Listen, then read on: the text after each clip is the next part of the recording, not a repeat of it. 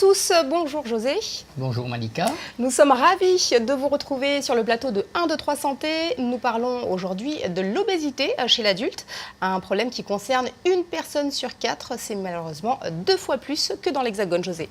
Effectivement, c'est un problème de santé publique de plus en plus lourd à cause de sa fréquence, à cause des complications graves et nombreuses, à cause des difficultés de sa prise en charge, mais aussi à cause des répercussions sur tout le système de santé publique. Allez, je vous propose tout de suite d'écouter la question du jour. Alors, ce n'est pas parce qu'on est gros qu'on est obèse. À partir de quand peut-on parler d'obésité ou de surpoids? Pour répondre à nos questions, nous recevons le docteur Marie-Laure Lalanne-Mistry.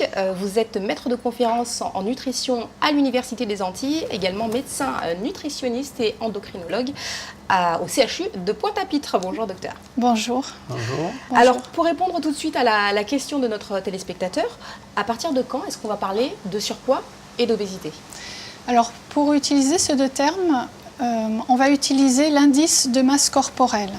L'indice de masse corporelle, on peut le calculer individuellement en prenant le poids en kilos divisé par la taille qui sera exprimée en mètres et cette taille sera au carré. Voilà. D'accord.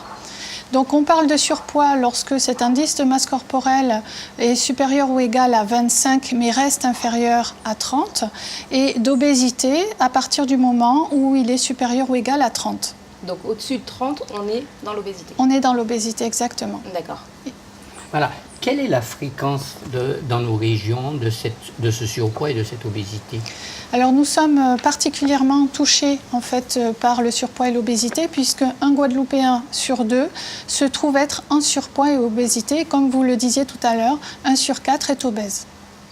Ça va dépendre des catégories socio-professionnelles ou tout le monde est concerné? Tout le monde est touché, mais les catégories socio-professionnelles les plus faibles sont particulièrement exposées à ce problème de surpoids et d'obésité.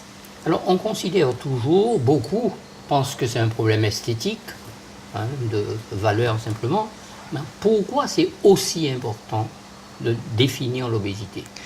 Alors, d'abord, pour soi-même, on a besoin de savoir où on en est parce que dans une population où tout le monde se trouve, en tout cas une personne sur 2 en surpoids et obésité, on ne sait pas finalement où se situer puisqu'on ressemble à tout le monde. Donc, il n'y a pas de référence. Exactement. Donc déjà, ce calcul est à faire sur soi, pour soi-même. Et puis, pourquoi c'est important? Parce que ça amène des complications. Elles sont nombreuses et graves. Ces complications peuvent être sévères, effectivement. On peut citer d'abord, dans les premières complications qui touchent particulièrement notre territoire, le diabète de type 2, l'hypertension artérielle et les atteintes cardiaques ou cardiovasculaires, dont on sait qu'elles peuvent amener à un infarctus du myocarde ou bien à un accident vasculaire cérébral. Mais également des complications articulaires qui au quotidien sont difficiles à vivre, se baisser, faire des activités qui vont être difficiles pour la personne. On a également pour les femmes et les hommes une baisse de la fertilité avec un couple qui peut devenir infertile et nécessiter de consulter pour être pris en charge. Et puis, on a également des complications qui peuvent toucher le quotidien en termes d'hypersudation ou plus facilement des mycoses, notamment sous la poitrine, des zones qui ne sont pas forcément bien aérées tout le temps. Alors, ce qu'il faut dire, c'est que ces complications qu'on voyait souvent chez les personnes d'un certain âge déjà commencent maintenant à toucher. C'est le cas du diabète. Des jeunes de plus en plus jeunes. Exactement. Des enfants de plus en plus jeunes. On a de plus en plus d'enfants qui développent un diabète de type 2 parce qu'ils ont été obèses petits et il faut à tout prix veiller à protéger nos enfants de cette obésité et de ce surpoids en limitant à un seul goûter dans l'après-midi ce qui est utile. Est-ce que l'obésité est plus fréquente chez la femme?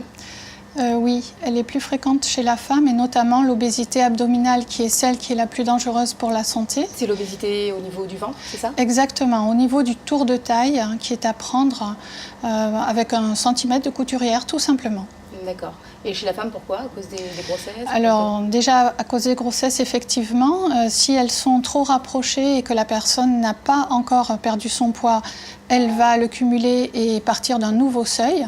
Et puis aussi pour la sédentarité, souvent, pour des raisons parfois de sécurité, elle ne sort pas assez, elle ne bouge pas assez. Et quand elle a des enfants en bas âge, elle a du mal à pouvoir se dépenser. Alors tout à l'heure, vous parliez des complications. Parmi toutes les complications de l'obésité, il y a le risque d'une atteinte du foie. C'est ce qu'on appelle la cirrhose non alcoolique. Écoutez l'interview du professeur Philippe Mathurin. Il est gastro-entérologue au CHU de Lille. Alors, en fait, stéatose, pour que tout le monde comprenne, c'est l'accumulation de graisse dans le foie. Il faut savoir qu'approximativement, dans les études sur l'ensemble des cohortes des obèses, 30 à 40% d'entre eux ont cette fameuse stéatose, donc cette accumulation de graisse dans le foie.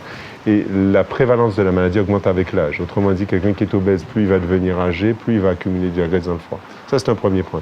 Le deuxième point pour lequel on s'y intéresse, c'est qu'il y a des raisons de mortalité qui sont celles directement liées au foie, mais c'est parfois un indicateur. Je m'explique.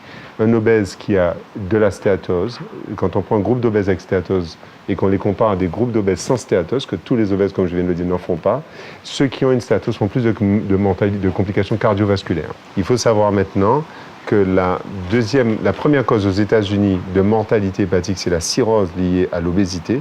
Donc ce qu'on sait maintenant, c'est que l'obésité est une cause de cirrhose. Par exemple, il y a une étude américaine qui a été présentée au dernier congrès américain qui s'est intéressée à l'obésité des enfants américains. Alors je ne crois pas qu'on ait encore des données aussi précises qu'eux, ils ont une épidémie qui nous a avancé de 20 ou 30 ans. Ce qui est certain, c'est qu'il y a 20% des enfants américains qui sont obèses, ce qui est un chiffre effrayant. Donc ce qui veut dire qu'en plus, ils vont être exposés très tôt à l'obésité.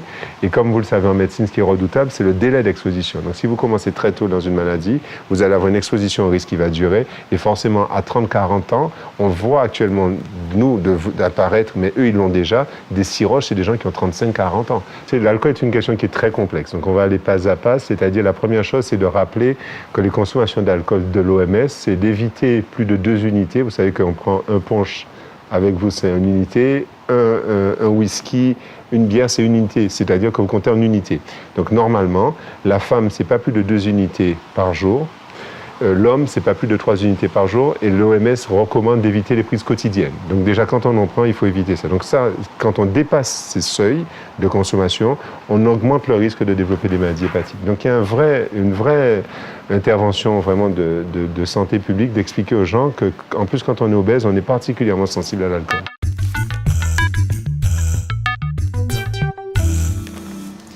Vous regardez 1, 2, 3 Santé, le docteur Lalanne Mistry est notre invité. Vous vouliez ajouter, je crois, des complications à l'obésité. Tout à fait. On peut avoir, avec une alimentation trop riche, trop de graisse dans le sang qui vont après se déposer et boucher les artères. On a également le syndrome d'apnée du sommeil, qui est une complication respiratoire où les personnes vont faire des pauses après avoir ronflé assez fort pendant la nuit et donc manquer d'oxygène. Il va simplement être fatigué le matin. Exactement, des maux de tête le matin, une fatigue avec l'impression de ne pas avoir dormi et une facilité à s'endormir dès qu'on est en zone complètement sombre. Ok. Alors il y a les complications médicales, j'imagine qu'il y a aussi des conséquences psychologiques pour la personne obèse. Tout à fait. Parfois, elles sont même à l'origine de cette prise de poids avec une perte d'estime de soi, parfois une dépression et des complications diverses. Là, on laissera la parole aux personnes concernées. D'accord. Et au niveau social, j'imagine que ça a aussi un retentissement? Tout à fait. Dans ces démarches pour trouver un emploi, avec des difficultés, être mis à l'écart par rapport à d'autres personnes qui se présentent, la personne obèse a plus de difficultés à trouver du travail. À trouver du travail. Ou il y a aussi les arrêts de travail quand elle travaille, liés à la maladie? Qui peuvent être liées à des complications de l'obésité, justement, oui, tout à fait. D'accord. Et une altération, vous en avez parlé tout à l'heure, de la qualité de vie également. Exactement, tout à fait. Merci docteur. Surtout, restez avec nous pour la seconde partie de 1, 2, 3 Santé qui sera consacrée à la prise en charge de l'obésité.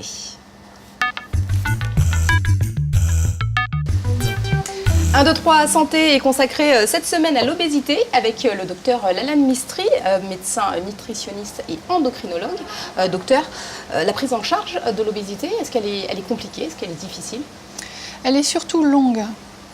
Difficile, ça dépend des personnes, mais il faut apprendre à se donner le temps et à respecter son corps. L'obésité s'est installée sur des mois et des années. Donc il faut ne pas être pressé et laisser le temps au temps pour qu'on incorpore des changements de vie réels qui vont donner des effets sur la durée. Ça doit être difficile de garder la volonté sur plusieurs années, justement. C'est difficile, c'est la raison pour laquelle vous pouvez être accompagné au CHU de Pointe-à-Pitre ou ailleurs sur Basse-Terre pour cette prise en charge des personnes obèses avec des équipes pluridisciplinaires. C'est important de ne pas être seul et de sortir de son isolement, d'aller chercher de l'aide. Alors, quelle est cette prise en charge? Est-ce qu'il faut faire un régime ou pas? Alors, non et non. Pas de régime. Je ne peux pas être plus claire. Les régimes amènent les personnes à devenir de plus en plus obèses. C'est l'effet yo-yo dont vous avez entendu parler dans tous les magazines. Ils sont tous mauvais, on est bien clair. Ouais. Tous les régimes sont mauvais. Il faut instaurer un équilibre alimentaire. C'est ça qui est important. Réécouter son corps, retrouver des messages simples. Ces messages sont les suivants. Prendre le temps de manger. Pourquoi avoir un repas en 5-10 minutes? Non. On se prive alors de ce que la nature nous a donné, c'est-à-dire tous les systèmes de régulation énergétique qui vont faire que on va manger, si le repas dure plus de 20-30 minutes, on mangera exactement la quantité dont on a besoin et pas plus. Il faut ce temps. Mais on va prendre du plaisir aussi. On prend du plaisir. Prendre du plaisir, c'est aussi prendre du temps. C'est manger avec d'autres personnes. Éduquer autour de nous nos enfants, leur montrer l'exemple. Avoir une alimentation équilibrée. Il suffit pour ce faire de suivre les recommandations du Plan national nutrition santé. Vous en connaissez beaucoup, je pense. On peut les rappeler quand même. Voilà. Donc, on connaît tous au moins 5 fruits et légumes par jour. Ça ne signifie pas 5 fruits. Ça signifie avoir dans son assiette déjà la moitié de l'assiette avec des légumes qui sont crus ou cuits, et puis des fruits qui vont être à la fin des repas. Pas une grande quantité de fruits parce que malheureusement, le corps est capable de retransformer ça en graisse et de le stocker. Donc un fruit en fin de repas, midi et soir ou au petit déjeuner, c'est parfait. Et moins les jus, ou alors faire attention à ce que ce soit des 100% pur jus, mais en quantité petite. C'est-à-dire, vous voyez nos verres là, à peu près ça, et pas les verres à inviter qui font ça, puisque là, il y a l'équivalent de 4 à 5 ou 6 fruits pressés, même de très bonne qualité. Ça fait tout autant de sucre. Et privilégier le fruit nature plutôt que le jus, qui, en quantité, apporte beaucoup de sucre. Exactement. Toujours le fruit qui, avec les fibres, amène une satiété. On n'a pas forcément envie de prendre une deuxième orange pays. Par contre, on est capable de boire plusieurs verres de jus frais d'orange pays pressé et de dépasser ce qu'il nous faut. Alors restez avec nous dans le reportage qui va suivre, réalisé au Centre médico-social de Basse-Terre. Le docteur Laurence Baru nous donne d'autres conseils diététiques. Bonsoir. Nous sommes au service de nutrition du Centre médico-social de la clinique Pita à Basse-Terre. Docteur Laurence Baru, chef de service, reçoit des patientes en éducation thérapeutique. Alors mesdames, est-ce que vous pourriez déjà m'expliquer l'obésité? Qu'est-ce que c'est pour vous? Quelle serait votre définition? Alors l'obésité, avant tout, c'est une maladie génétique en fait, qu'on a en soi depuis la naissance. Et ensuite qui évolue au fil des années. En fait, on prend des habitudes, on a des habitudes alimentaires à la maison. Et ensuite, par la suite, on prend des mauvaises habitudes avec le mode de vie qu'on a. Donc on mange un peu de n'importe quoi, ce qu'on appelle en fait la malbouffe maintenant. Si l'obésité c'est une question de malbouffe, est-ce que la bonne réponse à donner, ce sont les régimes? Pas du tout, moi je ne suis pas d'accord avec ça. On peut très bien avoir une volonté et ne pas y arriver et continuer à prendre du poids. Je prends mon exemple, moi personnellement, j'ai essayé le régime une fois et je me suis rendu compte que je mangeais le repas du régime et ainsi le repas que je faisais à ma famille. Ce n'est pas question de volonté. Comme on a dit, c'est une maladie. Hein? C'est une maladie qu'il faut savoir déjà comment la traiter, comment vivre avec, et avoir aussi les informations que moi, je n'avais pas avant, que j'ai maintenant depuis que je suis suivie par le docteur Baru. Plus on va faire des régimes, on va maigrir et on va reprendre le double de son poids. Parce que quand on arrête, quand on a trop de restrictions, en fait, on reprend du poids en reprenant de la nourriture. Donc si les régimes, ce n'est pas une bonne solution, est-ce que vous pouvez me dire qu'est-ce qu'il faut donc apporter au corps en qualité, quels aliments sont nécessaires pour avoir une alimentation équilibrée? Il y a 8 groupes d'aliments, donc on représente aussi par la main. On va dire qu'il y a les féculents, les protéines, les produits laitiers, les légumes et les fruits. Et donc aussi, ajouter, il faut avoir le sel, le salé, le gras et le sucré. Donc il faut mettre tous ces 8 groupes d'aliments et donc qui nous permet d'avoir tout pour notre corps, pour notre santé. Vous m'avez expliqué ce qu'il faut avoir comme aliment en qualité, mais expliquez-moi alors comment est-ce qu'on fait pour gérer les quantités, pour manger exactement ce dont le corps a besoin. Alors il faut savoir qu'on mange quand on a faim. Donc c'est l'écoute du corps, donc manger quand on a faim et savoir à quel moment s'arrêter qui correspond à la satiété. Et surtout, manger au calme, sans télévision, sans autre chose un petit peu qui distrait le cerveau. L'obésité, est-ce que c'est une souffrance pour vous au quotidien? Alors, pour moi, personnellement, c'est une souffrance, on va dire déjà pour le travail. Parce que le fait que je suis coiffeuse, je travaille debout, c'est pas évident quand tu as tout le poids que j'ai sur moi de travailler. Mais c'est surtout au regard des autres. Pour les autres, quand ils nous voient d'une corpulence assez forte, tout de suite ils disent « Ah, mais celle-là, elle mange tout chez elle ». On fait des réflexions pas possibles. Un enfant, par exemple, bon, c'est un enfant, mais ils te voient, ils te disent « Regarde la grosse patate ». C'est des choses, par le moment, la personne verra et dira « Oh non, mais c'est rien, c'est un enfant ». Mais à l'intérieur, ça te blesse, ça fait mal d'entendre cela. On a grossi, c'est parce qu'on n'a pas voulu grossir, hein. J'aurais bien voulu rester toute mince quand j'avais 18 ans. Mais malheureusement, le fait on va dire que c'est une maladie. Et une maladie que je ne savais pas comment la traiter, comment faire, car je n'avais pas tous les renseignements que j'ai maintenant. Si avant j'aurais su tout cela, comment faire, pouvoir faire la main correctement et d'autres informations, je l'aurais bien fait. Et pas écouter tous les médecins qui te disent le sport. Aller faire des régimes et faire du sport. J'ai bien fait du sport, oui, ça maintient le corps, mais ça ne fait pas maigrir, malheureusement. Je veux bien perdre tout, mais ce n'est pas une baguette magique. Hein. Je ne peux pas me coucher le lendemain, me réveiller toute mince. Et c'est dommage. Voilà.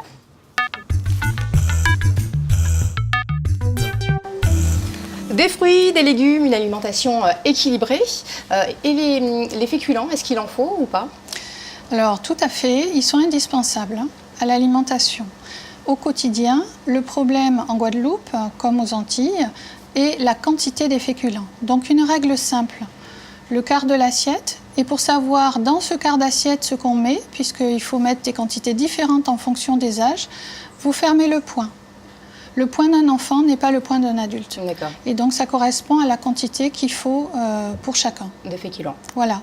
Midi, soir, le matin, en produits céréaliers, pas de souci. Et à côté des féculents, il y aura les légumes, toujours. Toujours les légumes. Alors, des légumes verts, ce ne sont pas les légumes pays qui, eux, sont les racines, excellents pour la santé, mais qui doivent rester consommés en quantité restreinte, on va dire, à ce point, tandis que les légumes verts, orange ou rouge, comme la tomate, qui est un fruit mais assimilé à ces légumes, va être consommé, je dirais, à volonté, au moins la moitié de l'assiette, ce qui réduit la part d'autant des féculents. Et ces légumes, cuits ou crus, variés, diversifiés, parce qu'il y en a beaucoup ici, Exactement. peuvent tous être consommés et largement. Exactement. Ils peuvent être consommés frais, surgelés ou en conserve. Il faut faire fonction de son budget. José, justement, les produits locaux peuvent vraiment être un atout dans cette prise en charge? Ah ben, tout à fait, il faut utiliser. Comme je disais, on a d'excellents produits ici, beaucoup de légumes variés qu'on sous-utilise. Il faut les varier, il faut les utiliser. Il faut les utiliser dans nos traditions créoles, le jardin créole, où on utilise beaucoup de légumes à des sauces différentes, y compris dans nos plats traditionnels, où il y avait toujours des légumes avant. Donc il faut revenir peut-être à cette... Non, mais pas de graisse surtout. Ouais. Mais dans nos plats créoles, c'était parfaitement équilibré avec une part de féculents, une part de légumes, peu de protéines. Et c'était parfaitement équilibré avant. Et quelles sont les mauvaises habitudes à bannir? Je pensais par exemple aux boissons light. Est-ce que ça sert à quelque chose? Sur du long terme, les boissons light ne vont pas permettre de maigrir parce que le cerveau est capable de peser l'énergie qu'il va tirer de cette boisson et il va pousser la personne à désirer doubler cette quantité ou voilà. Donc sur le long terme, ça ne fonctionne pas, hélas. On ne trompe pas le cerveau, il vaut mieux réapprendre à boire de l'eau et inciter tout le monde à avoir de l'eau sur la table plutôt que des jus ou des sodas en permanence. D'ailleurs, mon verre est presque vide, donc oui, tout à fait. L'eau est la seule boisson indispensable, c'est l'eau. Et la petite collation du matin de 10h, 11h, on continue ou on arrête? Clairement, pour l'adulte, non. Et pour l'enfant, elle ne devrait pas non plus être présente. Pas nécessaire s'il y a un bon petit déjeuner. L'enfant a 4 repas, matin, petit déjeuner, midi, après-midi, c'est son goûter, et le soir. Voilà. Il faut veiller à rester dans cet équilibre et arrêter de donner trop de choses aux enfants, notamment sur cette collation matinale qui engendre après un surpoids chez certains d'entre eux. D'accord. Chez l'adulte, on répète qu'il y a 3 repas par jour. 3 repas par jour chez l'adulte et pas plus. On ne goûte pas avec ses enfants, qui est une autre cause parfois de prise de poids chez les mamans lorsqu'elles ont des enfants tout petits. Merci beaucoup, Dr Lalane Mistry. Merci, José. Merci Malika. Vous vous en doutez, une seule émission ne sera pas suffisante pour faire le tour du problème de l'obésité. C'est pourquoi on vous donne rendez-vous la semaine prochaine pour un second volet obésité, cette fois-ci consacré au sport et à la chirurgie. Et tout de suite, on vous laisse en compagnie de Yamuna pour la synthèse en créole de l'émission. Messieurs et dames, bien bonjour.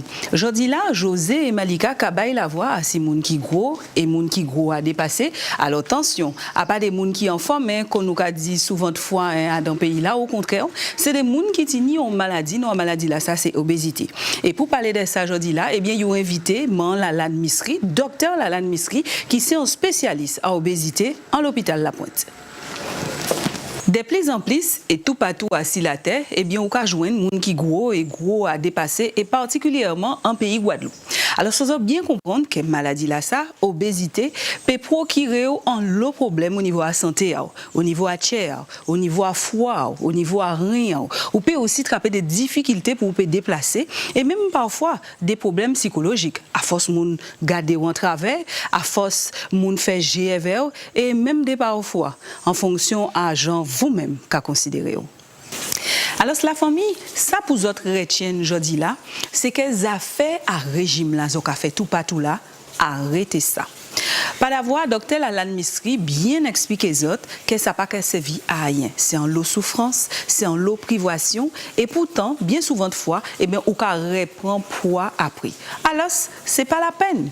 Par contre, on y a une décision pour prendre pour toute la restant à vie et qui efficace, c'est changer en qui genre ou qu'à manger en fonction des règles que les professionnels qui apprennent vous. Vous pouvez garder ça toute vie, ça qui permet de vous manger moins, manger avec plus qualité et surtout continuer à prendre plaisir à ça qu'on mettez en bouche. Alors évidemment, ça pas facile, surtout les tout seul en coin puisque les chiens tout seul pas fort. Alors vous pouvez prévoir une famille, un ami qui peut aider à traverser ces difficultés là ça. Et si vous arrivez à faire ça, assurez pas peut-être, ok, vous l'embellir. Nous bout pour aujourd'hui là, parce qu'il y a un lobbyité a dit assis obésité, donc nous que fait la poursuite semaine prochaine. À dans notre soleil.